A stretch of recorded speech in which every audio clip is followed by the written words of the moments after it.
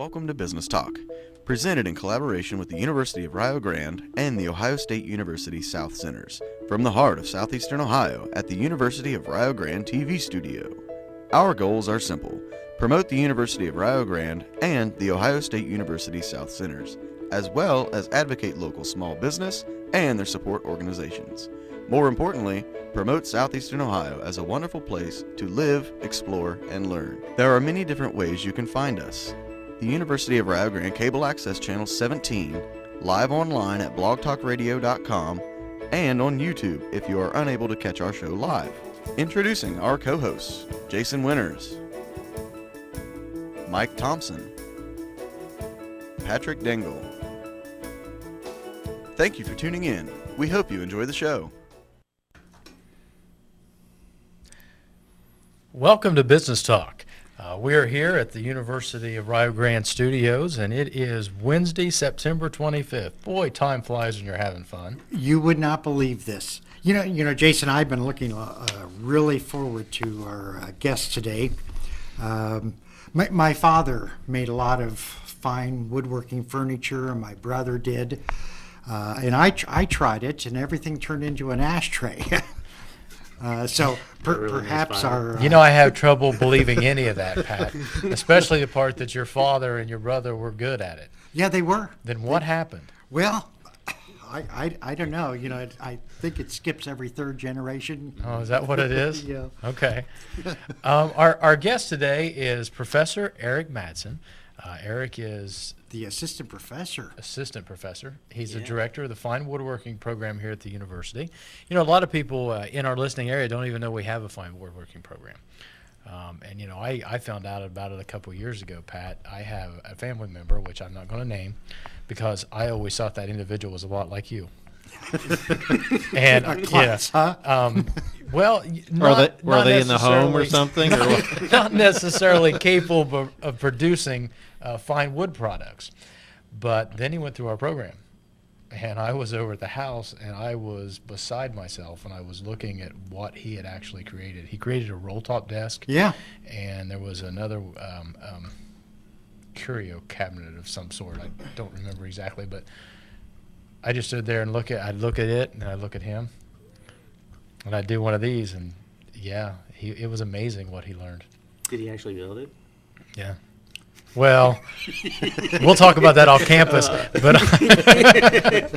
but I believe he did. Yeah, I was very impressed with what he had actually learned through the program. So there's a lot to learn. So why don't you tell us a little bit? What do we do? What is this program all about? And when was it created? It was created in 1986, I believe. It's 85, 86. Yeah. So what? 27 years, 26 years. Yeah, before the turn of the century. Those were the good old days. Yeah. Yeah, back in the 80s. I loved the 80s. I was rocking the mullet. Were you? Hey, I had my disco leisure suit, so I was before you guys. Mike, do you have any pictures to put up with the mullet? I don't have any pictures of him, no. Those wouldn't be hard to find. We'll find them before the hour's up, huh? Or we'll make them up. You know, one of the two. Yeah. So why was it created, and what does it do? I believe essentially it was created by a board member. Mm-hmm. And he owns a little sawmill. And, you know, there's definitely a need in the area, not necessarily for fine woodworking, but just in woodworking in general. I mean, we're in the heartland of, every corner there's a sawmill, and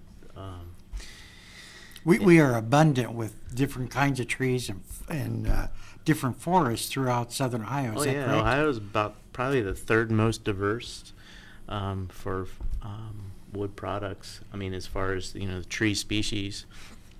And southeastern Ohio, we ship everywhere throughout the U.S. And I know that there's cherry trees, and there's all different kinds of wood that goes into makes a piece of fine furniture. Is that correct? Sure. Yeah. And I know that people look for cherry trees because are they not the hardest kind of wood or the most prettiest? That's a personal issue. Some people love curly maple. and just how it. Is there anything that's in vogue? I mean, it seems like, I don't know if it was the 80s where oak was the big thing. Is walnut the thing now? Oh, or what? right now it's curly maple. Okay. And it's a lot harder to work because it goes every which way. And but The curliness pulls the saw. it just basically moves as you walk around it, and it's probably about 30% harder to work because it tears out. I mean, you can't. You send it through the planer, no matter how sharp the knives are, it's going to chip out because the grain goes every which way. Yeah. And once you put some type of dye on it, it just pops that grain out and it just moves. And it's really, that's kind of the trend right now. Because whenever you're cutting a piece of wood for a particular piece of furniture, you're looking at what part of the wood that you want where in that piece of furniture. Oh yeah, right? you're planning. You have your parts already kind of laid out, and we essentially just skim it to get it so you can see the grain patterns and things. And yeah, that's the first step, lumber selection. And if you just don't just slap it on there, I mean, it's gonna look like you slapped it on there. It's just that's just a thing. One thing that separates you from the other guy. Okay, so you're not building bird houses and dog houses. Or cutting boards. Yeah. Okay, so what kind of things would you be building, and how much would people be charged, or what would you expect to pay for something that was handmade or handcrafted? Say like, you're the desk that you're talking about by an unnamed family member. If he did a really good job. I recently had a student who won a show in Vegas. It was back in 2007. But Pat's done a few shows in Vegas too. yeah. Well, yeah, but those were at night, and they were under a different name. And Okay. This is a day talk show. But he sold that for around $17,000 to $18,000. So it definitely For a desk? for his desk, yeah. Okay. Like a roll top type. It was we call it a slant front desk. Okay. It just the lid folds down. Yeah, there is such a thing. It's called a roll top. It rolls back. Okay, so this Behind was the gallery. sort of like the Jefferson era. 1760s. Yeah. Somewhere around there. And that particular desk was a Philadelphia piece, Chippendale, and he Yeah. won Best of Show and all 3 different categories, People's Choice Award. And one of the cool things I've discovered by looking at some of the furniture is, say with the desks, you always find a place for hidden compartments. Oh yeah, there's secret compartments. Yeah, and, that's always fun. It's pretty neat to even show people, and it just separates it. And if it's back in the day, there weren't really banks. I mean, they had to come up with areas to hide things, documents, and money, gold. so let me ask you this, Eric. Suppose I'm interested in starting your program. Do I have to go through initial tests? For you, yes. Make sure They're mainly aptitude tests, and then there's some dexterity because we want to make sure that when you leave the program, you have all 10 digits. Yes. Oh. The woodworker salute, we call it. Nice, I like that. So let's and if you suppose- don't have your fingers before you start, then Yeah, it's like never automatically mind. fail. Yeah. So let's just suppose I pass the physical and the aptitude tests, and I'm shown that I have a little bit of common sense. Whew. that's We a take stretch. anybody. We take it. But what are you looking for in a student? It's essentially just the passion to learn, Okay. and just the willingness to learn. It doesn't matter what their background is, as long as they have a passion for Okay. it. That's all I ask. And probably I don't know the urge to make something quality. Oh yeah, the mentality. Not it's- just it'll do. right. We don't need it'll do. We need this is right. Right. It's Well, either right or wrong. I think we there's no- started out talking about quality, and you really alluded to the fact that it is an art form. But yet, they still have to learn the fundamental basics, right? They still need to learn how to cut a board, Oh yeah, yeah. how to put it all together. So there are some technical. You have to be a little bit technical savvy along with the artistic ability. And we're teaching a skill. I mean, there's not. I mean, I know every program has a certain, objective or whatever Right. they want to outcome of the program. But these are, I mean, they're physically doing it. They're writing it. I mean, there's tests also. There's paperwork, and they're actually building an actual piece. And it's just, there's just, some people just say, oh, that's just easy. And, I can make it look easy, but it just didn't come that way. It's just, that's years and years and years of just, just perfecting the craft. And it's just, it's very, very, you just all of a sudden just don't one day just pick up a hand plane and just be able to. What's the hardest thing for students to get a hold of? I know you do dovetailing and carving and all that stuff. What's the hardest thing they have a problem with? Where do we begin? It's probably different for everybody. It is. There's some students can just pick it up just like that. I mean, it's amazing. And then some others just have a mind block, and they have to, it's hard to them to visualize it. Yeah, there's a spatial ability that you need. Right. Yeah, and how things go together. So that's why, in the beginning, I actually built a project along with them. So this is okay today. This is what we need to accomplish, and then now I'm going to physically do it. And you can watch me go through the trials and of actually doing what you're supposed to be having at the end of the day. So how long usually is the course? I'm assuming it has a number of different classes. But once I start, if I have average skills, You're at least average back.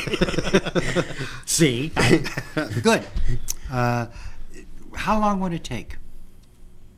As far as the degree, Yes. well, we offer a certificate, which is 1 year intense. 1 year. So Okay. you're there 4 days a week, Okay. Monday through Thursday. Okay. Associate's degree, so it's 2 years, and you have other general Okay. studies. And then we do offer a 2+2, Mm-hmm. and actually some go a little bit more on the business side. Okay. Because a lot of woodworkers aren't so business savvy. They make a fine product, but they don't know how to sell it. Yep, and Or they manage it. completely underestimate what. I can do that in 3 days. Okay, I'll charge them that. Normally, it's probably 3 times longer. Yeah. And then it's not just, if I remember some of the things that you've done, it's not just furniture. You, I think, have worked on homes where you've done like banisters and staircases and finely carved things like that. Is that Oh yeah, right? I've done 3 houses in Georgetown, Mhm. and historic part of Georgetown, D.C. And we've been in elegant homes, Washington spaces, and students would actually work there on the job site and get credit for it. And get paid. Are these new homes or are they restorations where you have to match things? Historic homes. So yeah, there are very strict guidelines as far as the exterior. The interior, typically, they can almost do whatever they want. So you would take a piece out and say, okay, I need one just like this. Yeah, You like the moldings or something? and doors. Mhm. Yeah, so it's just not furniture. We do architectural also, and it's just not actually putting it in real life. I mean, there's no wall that's going to be straight and square, and there's Yeah. going to be things that are out a little bit. And Yeah, there's the way you're supposed to do it, and then there's the real world. yeah, You like gotta furniture. make it fit. Yeah, furniture making is all in a controlled environment. Right. But then once you actually do, say, architectural elements, it's another.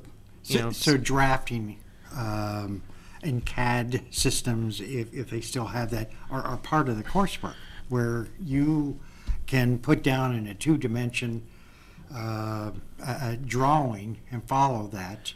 So yeah, we used to have CAD and drafting, but they cut that out. So what we did was we do drafting with the students Good. now, and scaling from a photograph. Say, hey, a customer gives them a photograph of a piece of furniture. Hey, I like this. Can you build me that? So they have the ability to scale from a photograph and actually draw it and go from there. You know, Pat, we kind of skipped over our normal entry. We usually let our guests tell a little bit about themselves. Yeah. We've kind of talked about an awful lot of stuff here with experience. What all have you done in your lifetime? Not much. Come on, tell us about some of the projects you've worked on over the years. Yeah, I actually started my own business when I was 18, Uh-huh. right out of high school. Was that here in the Gallipolis area? No, I'm from Maryland. Maryland? The great state of Maryland. Go Terps. It's all right. Any West Virginia fans here? Nope. That's brutal. So what brought you?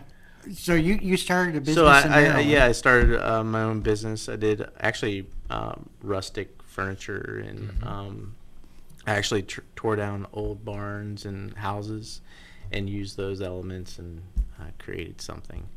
And actually, both my parents worked for the federal government, and my mom worked in conservation, so in the furniture lab. So I started volunteering there, working on some pretty cool stuff, and it just started. So it's sort of a natural ability. Is it? No, I mean, I've been around. I don't think there's any natural abilities. I mean, because it's so, you just can't. It's not like, I don't know. It's not like anything that you can just pick up and you just naturally can do it. You gotta actually know something. So when you were 18, had you been trained, or were you doing with the barnwood? Was it just rough stuff, and then after that you got trained and did some fine stuff? Or Yeah, what? I mean, my dad would kind of weekend warrior type of thing, and grew up in an old house, and helped him with that, and just been around it all my life, and worked in historic restoration and that type of stuff. And then this guy that reproduces furniture for the federal government said, well, if your son's interested in woodworking, he's got to go to Rio. So I ended up at Rio. Oh, right. You were a product of this program. Yeah, and then I left and went to a school down in North Carolina, another woodworking school, which is no longer. They actually cut it out just because of the economy. So Lonnie Bird was your professor? Okay. Yeah. Yep. He started school down in Tennessee, doing pretty good. During that transition, I was actually here finishing up the 2+2, and just kind of right place, the right time. And Now, you've also done some work for some local corporations. Yeah, we're doing one right now for the new Bob Evans. Yeah, the corporate office, the brand new one. Yeah. Tell us about that project, because I thought that was interesting, especially where the wood came from. What do you mean? Didn't it come off the farm itself? No, they weren't able to. Oh, okay. I that- missed part of that story. I know the original intent was, right? Yeah, Yeah. the original intent was. It just the longer you wait, you can't do it, because just to dry something that's 3 inches thick, you just can't do that. I mean, usually it has to sit for a year and then start bringing it down in a kiln. So we weren't able to do that, but we still got some pieces. We're doing some benches and stools and real large table, but it's still worked out. We did that in the summer, so it was pretty neat. so you have the students all actively involved in that? The students were not involved in this because of summer. Oh, okay. Yeah. So In the past, I've had students, work in on houses in Georgetown and that type of stuff. that's something unique about many of the universities.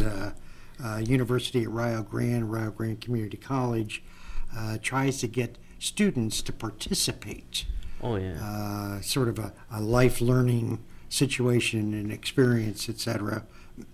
I know at Ohio State University, they also do that up in Columbus. And it's nice to see students, when they're working, their eyes sort of shine and go, oh, now I understand. And I know that you provide a lot of opportunities for those students. Oh, yeah. We, working with the student, it's just not just, your typical instructor or professor. You're working side by side. Our classes are from 8:30 to 4, and they learn so much every day. It's crazy.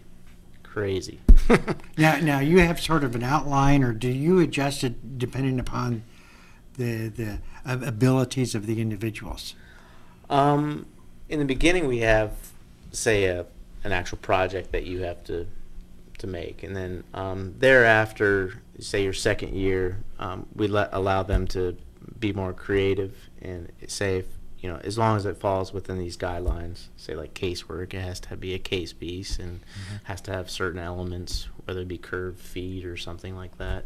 So there's still guidelines, but that they just have to fall in to that category. But in the beginning, start everybody from square one, so it does not matter where they're coming from, what skill level they have, just so everybody's on the same page as far as joinery and safety. So Mike, Jason, and I, if we were to start your class, etc., I could keep pace with them, or they could keep pace with me. Yeah, we would have to do a night class for you guys.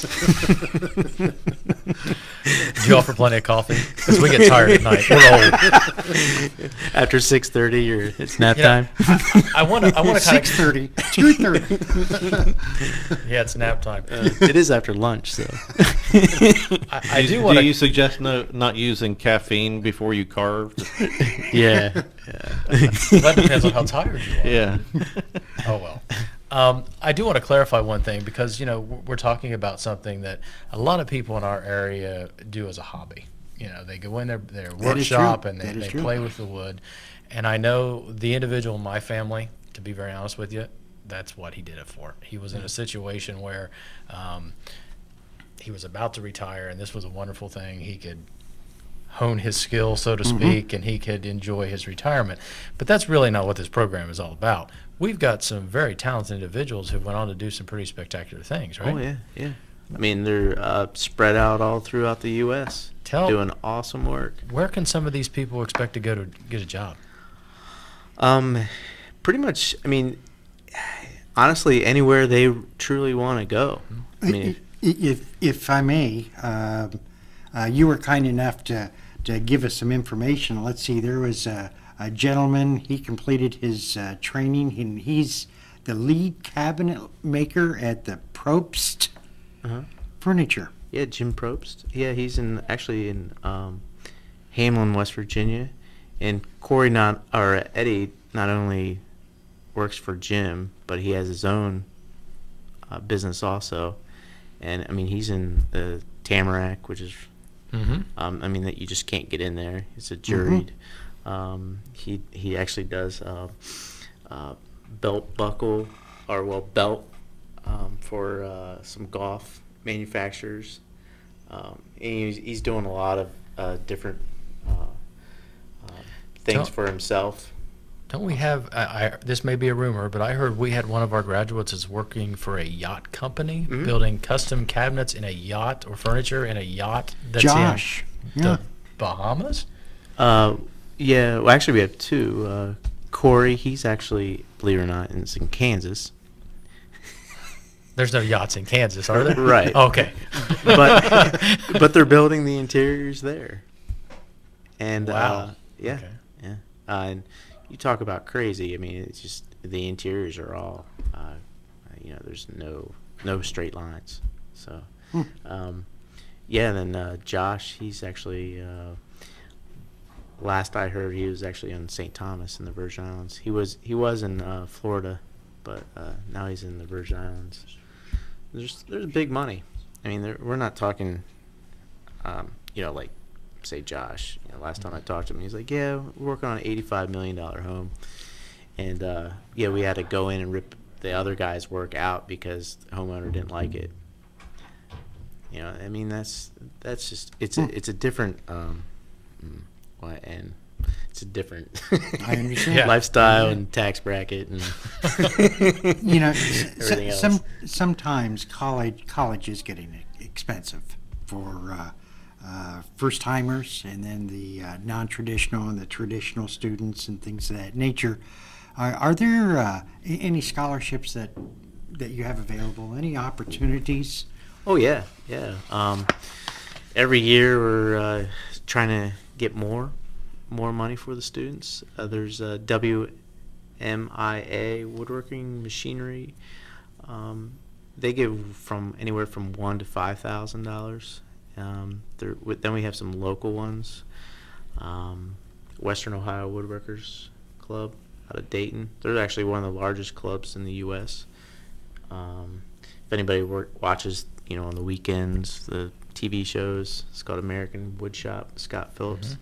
he's a very good supporter for the program. Then we have the Harris Bartine Scholarship, and he's the one who's actually set up the WOW Scholarship. And then we have the L. Allen Smith, which is a local scholarship, so anyone out there that lives within the 5-county radius can actually automatically get a scholarship. It depends on how many are from the area, which normally we don't get too many. Like this year we have 2, but that's a $150,000 endowment. So every year we're on average getting around $7,000 to disperse for scholarships. So that's, take advantage of it. Sure. Now, our shop is not that large compared to some shops. How many students can we actually take in a year? We only have 28 workbenches, so Mhm. we only can get 28 students because we don't have any bench sharing or anything. That bench is their workspace for the whole entire year. So 28 in the first and second year? Correct. Okay. Yeah, and whether there's some going through the 2+2 also. So, Okay.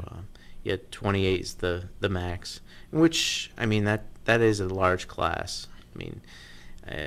That's a lot of fingers to keep track of. Yeah, that's a lot going on, and because we don't limit the shop time. So if your class is scheduled on, we do block scheduling. So whether it be Monday, Wednesday, you can still come in on Tuesday, Thursday. So if you have classes in between or no classes. So you're basically an open lab. Mm-hmm. Mm-hmm. Yep. And that really just, if someone's falling behind, it gives them time to catch up. So it really helps things out. Yeah.